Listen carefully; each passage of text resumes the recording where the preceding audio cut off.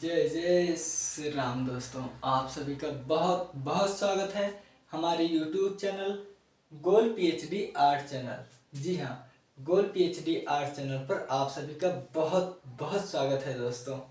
आज हम जिस सभ्यता के बारे में बात करेंगे उसका नाम है मेसोपोटामिया सभ्यता। तो हम लोग समय को ज़्यादा न इधर उधर करते हुए नष्ट करते हुए सीधे हम लोग पॉइंट पर आते हैं। चलो दोस्तों, मेसोपोटामिया सभ्यता, इसको आर्ट ऑफ मेसोपोटामियन कहते हैं। ठीक है,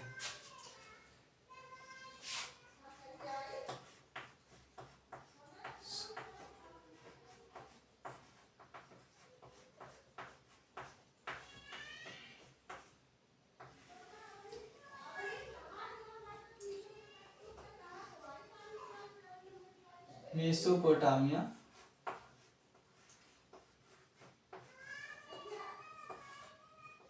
सभ्यता। ठीक है, देखो ये है दोस्तों मेसोपोटामिया सभ्यता जिसके बारे में हम बात कर रहे हैं। अब इसका समय है 5000 से 3000। समय 5000 से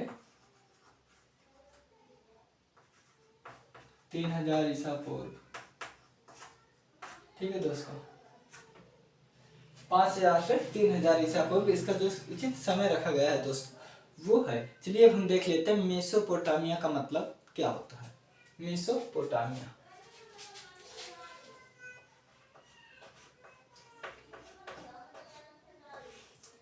मेसो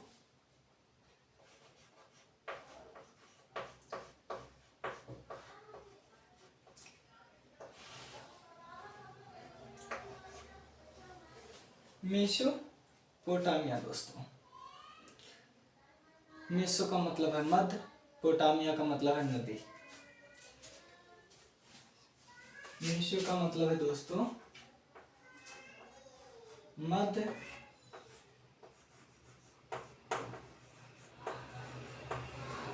जिसे मिडिल कहते हैं दोस्तों, और पोटामिया का मतलब है नदी, जिसे इंग्लिश में रिवर कहते हैं। तो दोस्तों ठीक है, अब हम देखते हैं मेसोपोटामिया का अर्थ। मेसोपोटामिया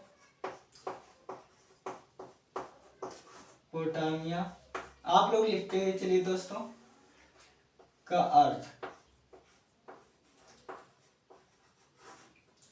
हो सकता है दोस्तों वीडियो लंबी जाए।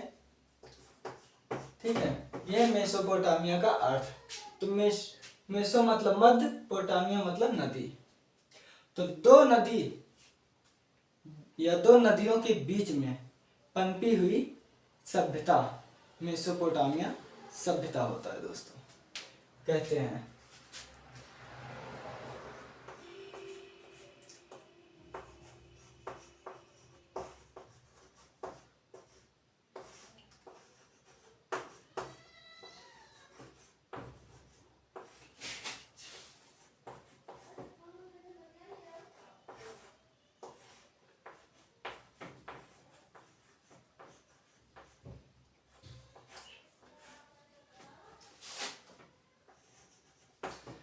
सभ्यता को ही मेसोपोटामिया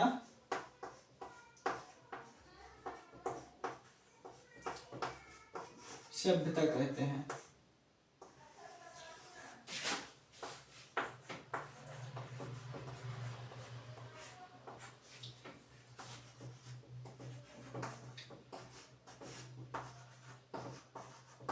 ठीक है दोस्तों, मेसोपोटामिया का अर्थ। तो दोस्तों जो मेसोपोटामिया का अर्थ है वो दो नदियों के बीच में पनपी हुई सभ्यता मेसोपोटामिया कहलाती है। अब वो दो नदी कौन कौन से हैं?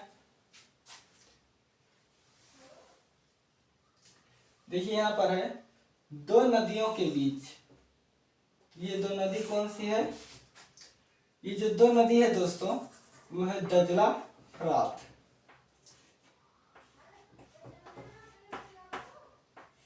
दजला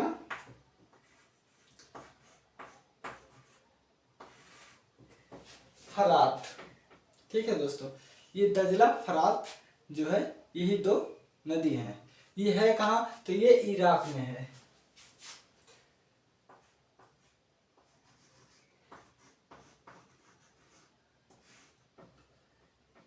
इराक में है दोस्तों। देखिए ईरान और इराक,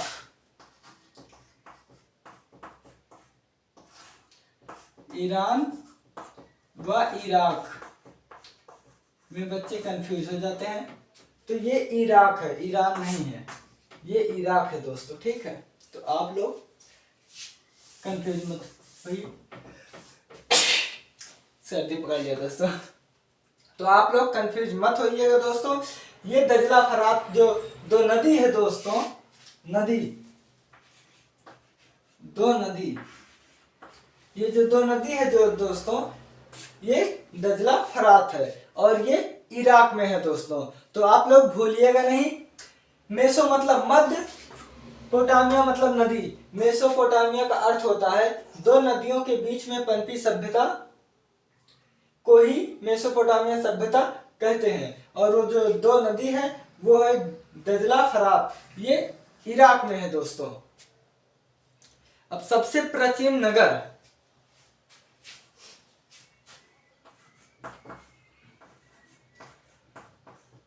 सबसे प्राचीन नगर, जो सबसे प्राचीन नगर है दोस्तों, यहाँ पर जो सबसे प्राचीन नगर का वर्णन है वो है सुमेरु,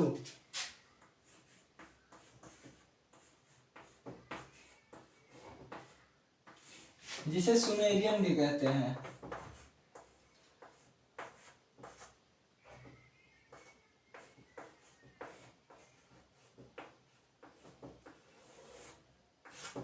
ठीक है दोस्तों, इसी सुमेरु को जो है सुमेरियन भी कहते हैं, इसी कारण सुमेरियन भी कहते हैं, ठीक है, सुमेरु को। अब इसके बाद दोस्तों जो सिंधु सभ्यता था, वो सिंधु सभ्यता के लोग इस सभ्यता को क्या कहते थे, तो सिंधु सभ्यता के लोग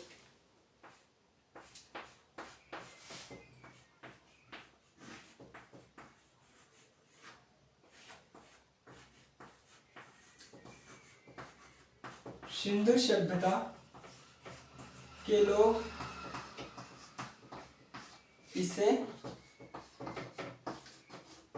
दोस्तों, ये जो सिंधु सभ्यता के लोग थे इसे मेलुहा सभ्यता कहते थे, इसे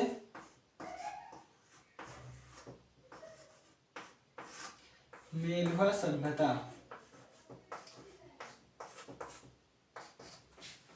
भी कहते हैं थे, भी कहते थे।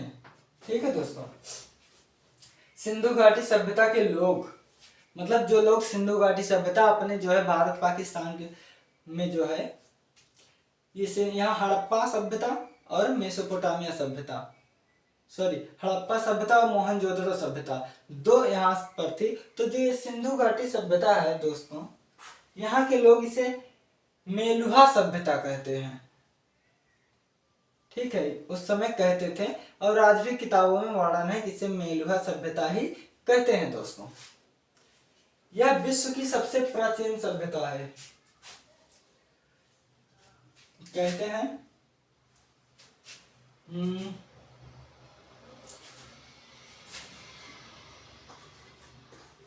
यह विश्व की सबसे प्राचीन सभ्यता है।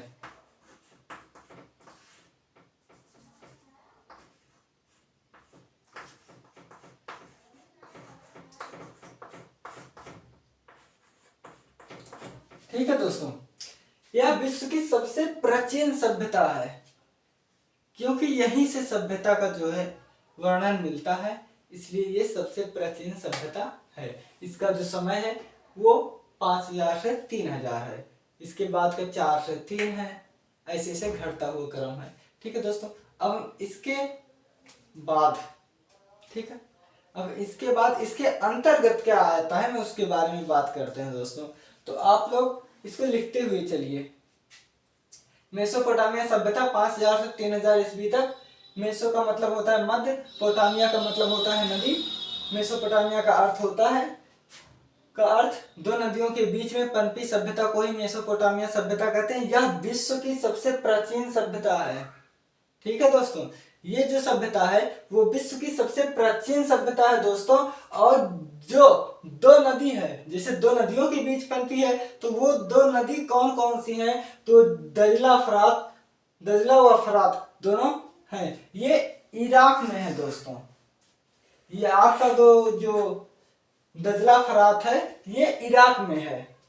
और यहाँ का जो सबसे प्राचीन नगर है, सबसे प्रसिद्ध नगर जो है दोस्तों, वो है आपका सुमेरु, जिसे सुमेरियन सभ्यता भी कहते हैं।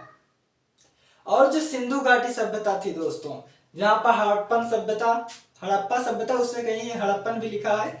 जो हड़प्पन सभ्यता और मोहनजोदड़ो सभ्यता, वहां के जो लोग थे वो लोग इस सभ्यता को मेहुला सभ्यता कहते थे। ठीक है दोस्तों, तो अब हम इसके आगे चलते हैं कि इस मेसोपोटामिया सभ्यता के अंतर्गत 3 प्रमुख भाग में बांटा गया है।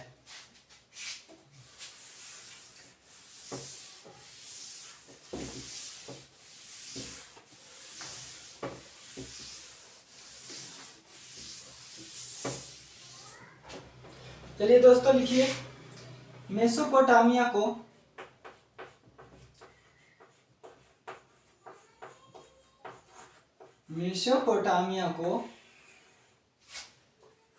तीन प्रमुख भागों में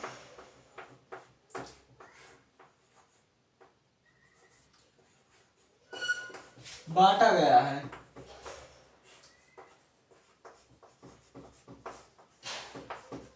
ठीक है दोस्तों, मेसोपोटामिया सभ्यता को 3 प्रमुख भागों में बांटा गया है दोस्तों। तो 3 प्रमुख भाग क्या क्या है हम देख लेते हैं।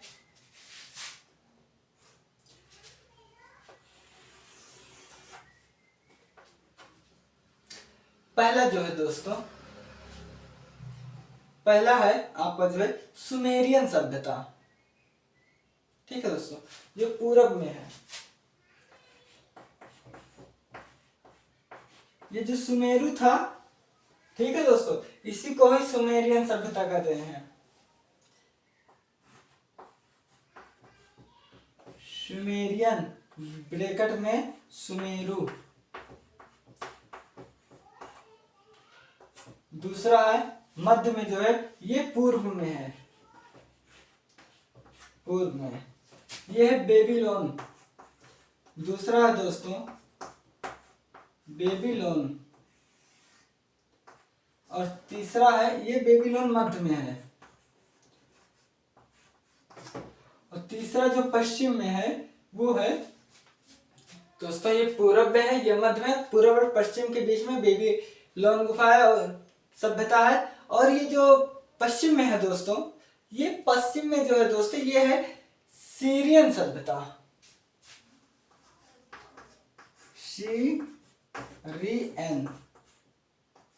सीरियन ये आपका है पश्चिम में।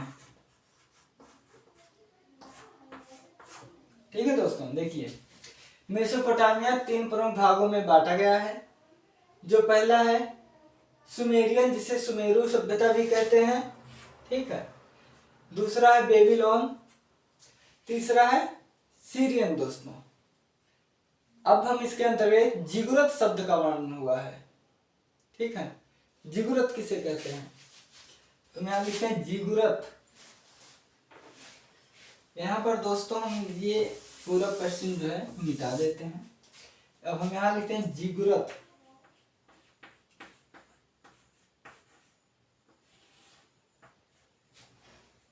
जिगुरत क्या है दोस्तों? ये जो जिगुरत लिखा गया है ये क्या है?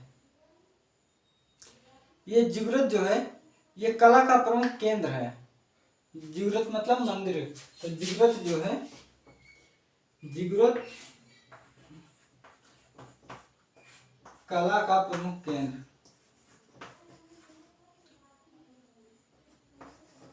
कला का प्रमुख केंद्र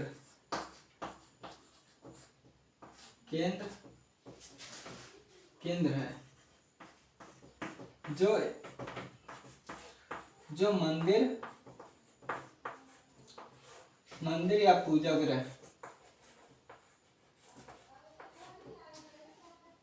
गृह को कहते हैं।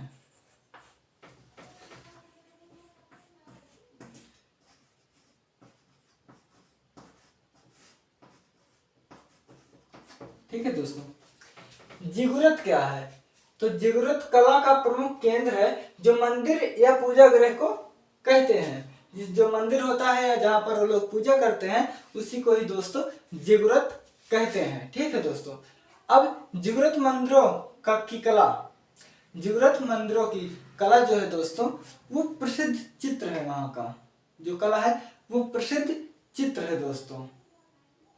और ये जो दोस्तों प्रसिद्ध चित्र है ये आपका जो है कुछ ज्यादा नहीं है, लगभग 21 मीटर में है चित्र। इसके लगभग 21 मीटर में दोस्तों इसके चित्रों का वर्णन हुआ है जो ग्रामीण जीवन पर है। कहते हैं इसमें प्रमुख 21 चित्र चित्रित हैं।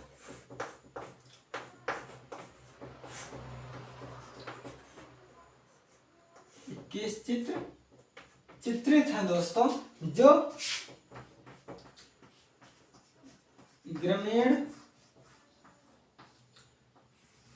जीवन पर हैं।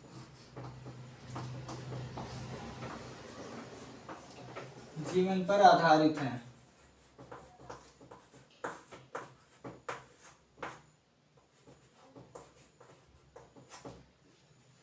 दोस्तों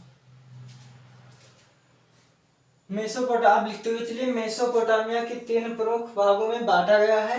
पहला है सुमेरियन, जिसे सुमेरु भी कहते हैं, ये आपका पूरब में है दोस्तों, पूरब में है। बेबीलोन मध्य में है, मैं छोटा सा लिख दे रहा हूं। और ये आपका है पश्चिम में।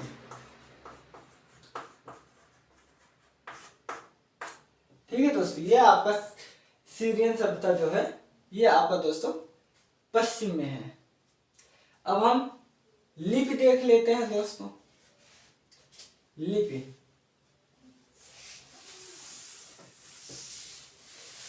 यहाँ की लिपि कैसे थी, तो हम हेडिंग डालते हैं लिपि। ठीक है दोस्तों, यहाँ पर दोस्तों यहाँ की लिपि कैसी थी, लिखने की शैली कैसी थी, यहाँ पर क्या क्या वर्णन हुआ है दोस्तों। तो ये मेसोपोटामिया की जो लिपि थी वो कीलाक्षर थी। लिखते चलिए दोस्तों, मेसोपोटामिया की लिपि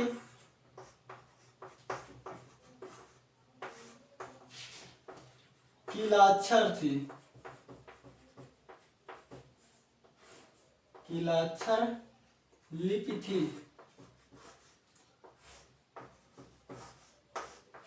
ठीक है दोस्तों, ये था है जो कीलाक्षर लिपि थी। मेसोपोटामिया की जो लिपि थी दोस्तों वो आपका जो है कीलाक्षर लिपि थी।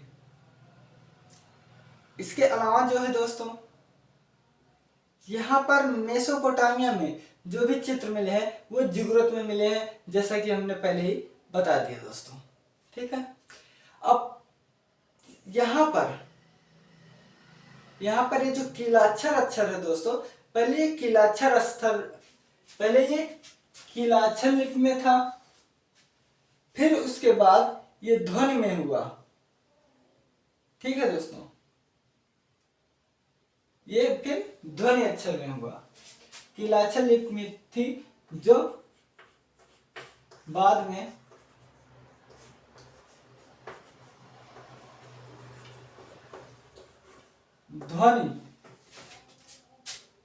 में दोस्तों ध्वनि पर निर्धारित हुई है।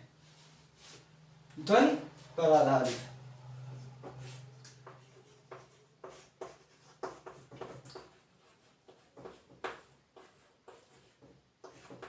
ध्वनि पर आधारित हुआ। सर आप लोग दोस्तों जो है आप लोग इसको देखते और समझते हुए चलिए, ठीक है दोस्तों। और यहां पर मुलायम मिट्टी की सड़क, यहां पर जो लिपि बनाई गई है,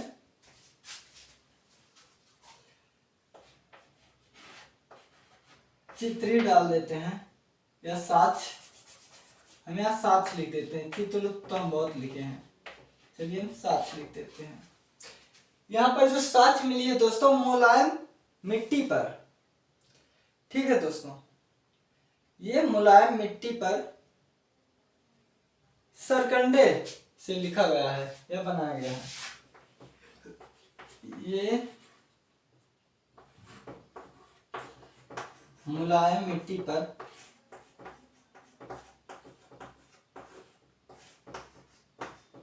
सरकंडे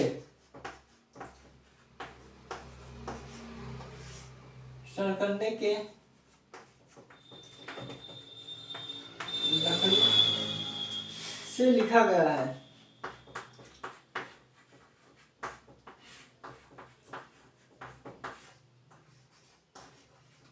से लिखा गया है जिसे, ठीक है दोस्तों। ये मुलायम मिट्टी पर सरकंडे की लकड़ी से लिखा गया है दोस्तों, ठीक है, जिसे हम लोग क्या कहते हैं, जिसे क्यूनिफॉर्म कहते हैं। जिसे क्यूनिफॉर्म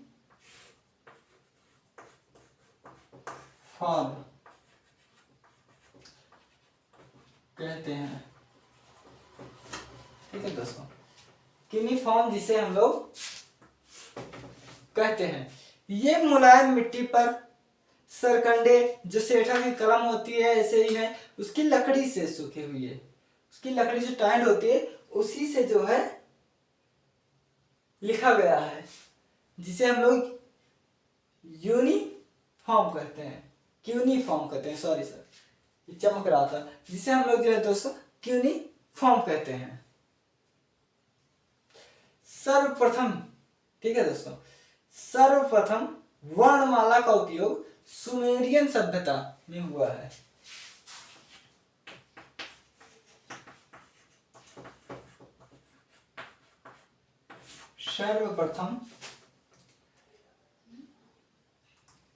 सर्वप्रथम वर्णात्मक लिपि,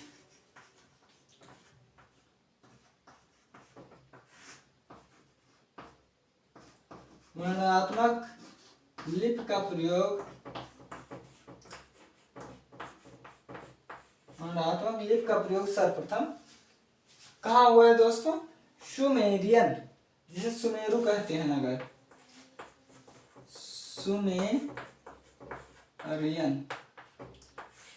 सुमेरियन सभ्यता में हुआ है, ठीक है दोस्तों। दोस्तों ये आपका ये जो है, देखते हुए हम लोग चलते हैं दोस्तों, ये आपका सुमेरियन सभ्यता में हुआ है, वर्णात्मक लिपि में। इसे, इस लिपि को पढ़ने का जो श्रेय है वो हेनरी रोलिक को है, ठीक है दोस्तों।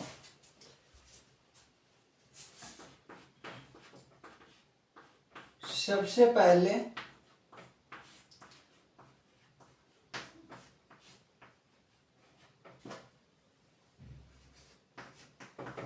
हेनरी रोरिक ने पढ़ा, ठीक है दोस्तों। इसे जो है सबसे पहले हेनरी रोरिक ने पढ़ा था। तो एक बार देख लीजिए, फिर हम मिटा के आगे चलते हैं। लिपि, मेसोपोटामिया की लिपि की लाछा लिपि थी, जो बाद में ध्वनि पर आधारित हुई। ये मुलायम मिट्टी पर सरकंडे के लकड़ी से लिखा गया है, जिसे क्यूनिफॉर्म कहते हैं। सर्वप्रथम वर्णात्मक लिपि का प्रयोग सुमेरियन सभ्यता में हुआ है। सबसे पहले हेनरी रोरिक ने पढ़ा था दोस्तों। तो हम यहाँ तक दोस्तों मिटा देते हैं ऊपर और आगे इसके आप लोगों को बताते हैं दोस्तों। सर्वप्रथम चाक, सर्वप्रथम कुम्हार का चाक,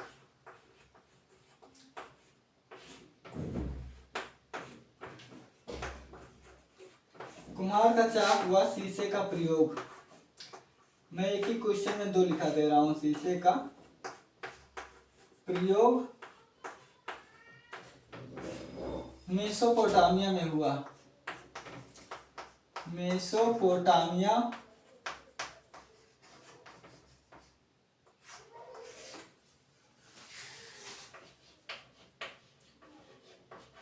सभ्यता में हुआ। ठीक है दोस्तों, सर्वप्रथम कुम्हार का चाक और शीशे का प्रयोग मेसोपोटामिया, ठीक है दोस्तों, मेसोपोटामिया में हुआ है।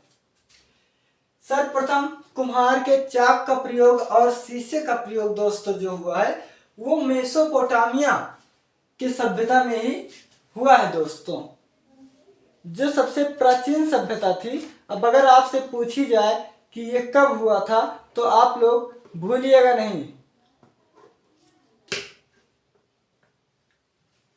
ठीक है, और इसके जो प्राचीन साक्ष्य दिखाई देते हैं दोस्तों मेसोपोटामिया सभ्यता के, वो मंदिरों में, मैंने कहा था ना जिगुरत,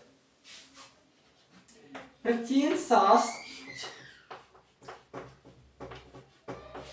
मंदिरों, जिगुरत पहले मैं लिख दे रहा हूं, जिगुरत जिसे मंदिर पे कहते हैं या मंदिरों से मिले हैं, से प्राप्त हैं। आप लिखते हुए चलिए दोस्तों।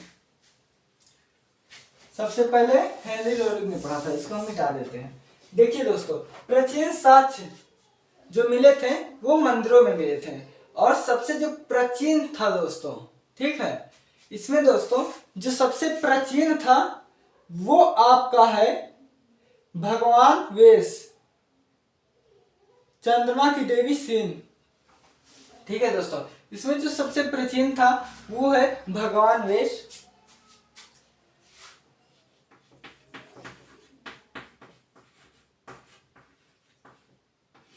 भगवान वेश पहला है दोस्तों, और दूसरा है चंद्रमा की देवी सेन। चंद्रमा की देवी सेन, चंद्रमा की देवी जो है दोस्तों जिसे सीन कहते थे, सीन, ठीक है, ये चंद्रमा की देवी जिसे सीन कहते हैं दोस्तों। अब हम देखें मेसोपोटामिया में, ठीक है, बेबीलोन जो हमने बताया था मध्य वाला, जो मध्य में है, पूरब और पश्चिम के, बेबीलोन के झूलते हुए बाग,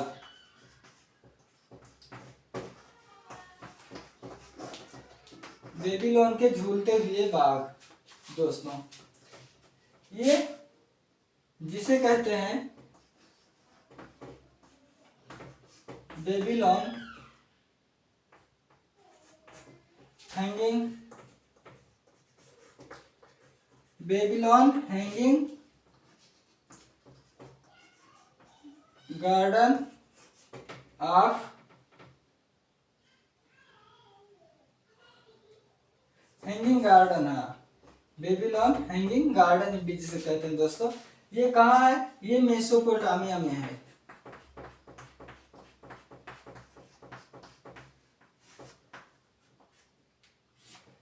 ये आपका मेसोपोटामिया में है, ठीक है।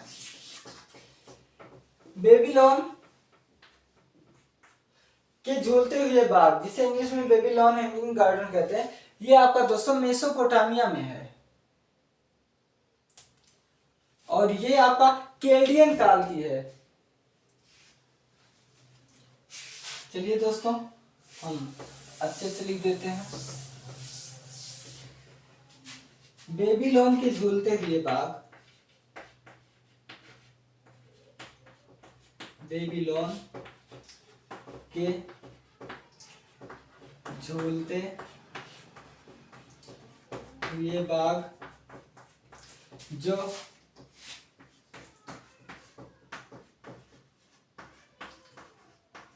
केल्डियन युग की हैं ये मेसोपोटामिया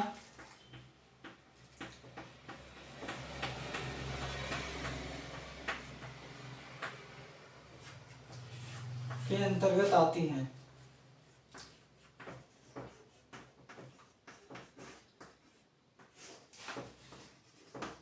के अंतर्गत आती हैं दोस्तों।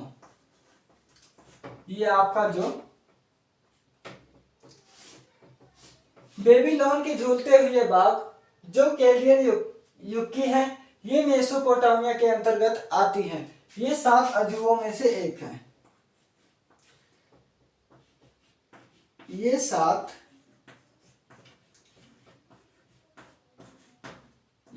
अजूबों में से एक है।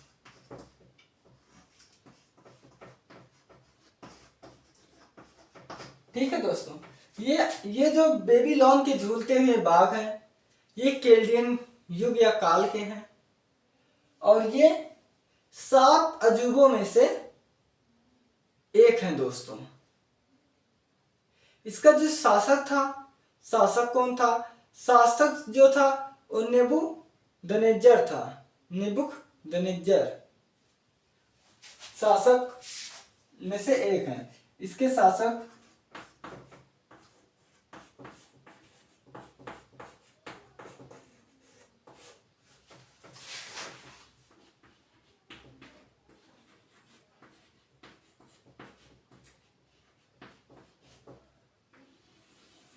नेबूकदनेस्सर शासक।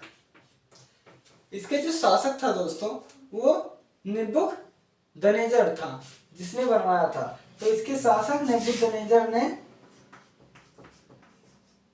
बनवाया था।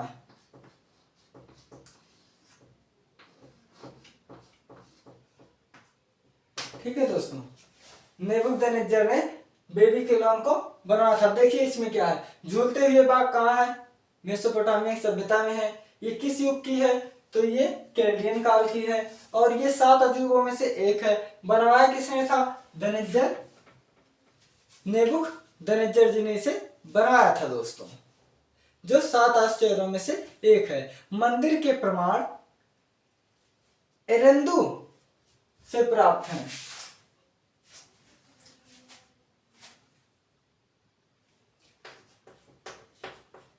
मंदिर के प्रमाण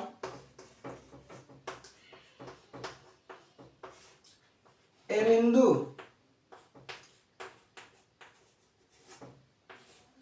से प्राप्त हैं।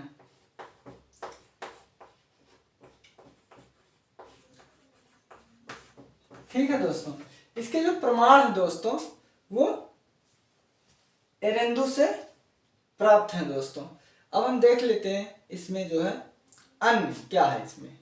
इसमें जो है दोस्तों बेबीलोन का जो शासक है नेबूकदनेस्सर जो है, यहाँ पर पशुओं की से कृषि की देख रेख और साक्ष्य प्राप्त है।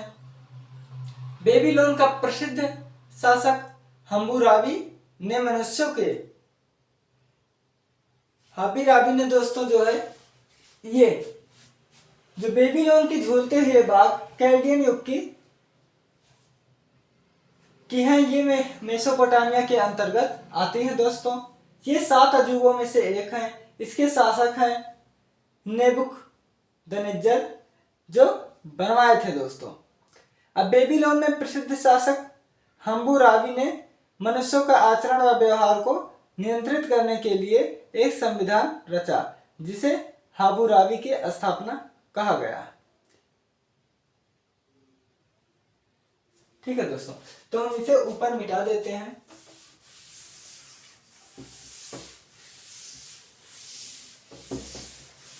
इसी सभ्यता के एक शासक ने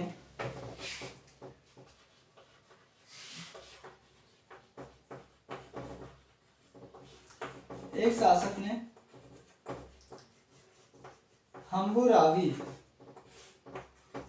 ठीक है दोस्तों, इसमें एक जो शासक थे दोस्तों जिनका नाम हम्बुराबी था, ये मनुष्यों के आचरण को नियंत्रित में करने के लिए एक संविधान लिखा। एक शासक ने हम्बुराबी के मनुष्यों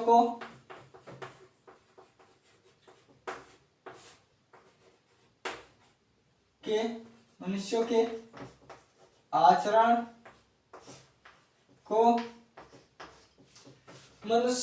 आचरण को संरक्षण व व्यवहार की रचना, मनुष्यों के आचरण व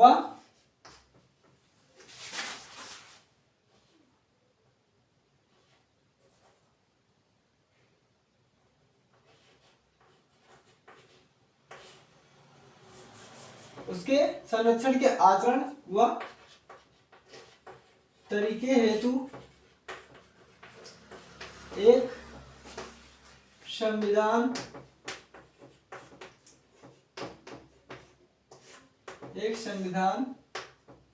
रचा,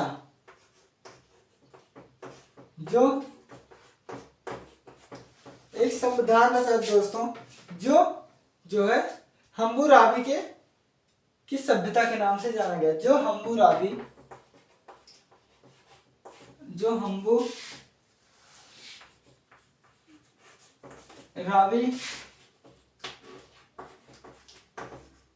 की सभ्यता से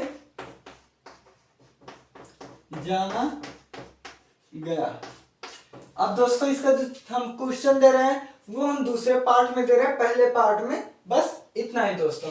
तो देखिए, एक शासक ने जो मेसोपोटामिया के एक शासक ने हम्बुराबी के मनुष्यों के आचरण व तरीके हेतु एक संविधान रचा, जो हम्बू की सभ्यता के नाम से प्रसिद्ध हुई। हम्बू की सभ्यता। दोस्तों मिलते हैं हम नेक्स्ट वीडियो में। मैं इसका नेक्स्ट पार्ट दोस्तों बना रहा हूं क्योंकि बहुत बड़ी वीडियो हो जाएगी, इसलिए आप यहां तक इस विषय में पढ़िए। उसके बाद आप अगले वीडियो में आपको लेकिन पूरी समस्त जानकारी दी जाएगी, इसलिए आप वीडियो को लाइक कीजिए और हमारे गोल पीएचडी आर्ट चैनल को दोस्तों सब्सक्राइब भी कीजिए। दोस्तों अब हमें दीजिए विदा, मिलते हैं हम अगले वीडियो में, तब तक के लिए जय श्री राम दोस्तों।